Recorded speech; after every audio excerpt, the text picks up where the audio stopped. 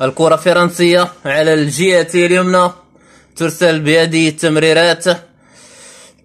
ذهبت من طرف غزلان شباك ولم تلتحق بالكرة. زينب رضواني على الجهة اليمنى، رمية تماس لمنتخب فرنسا على الجهة اليمنى، تلعب على الشق الأيمن والعرضية من داخل المنطقة بوجود دفاعات المغربيات الفتيات يريدن أن يتحديان المنتخب الفرنسي في هذه المواجهة.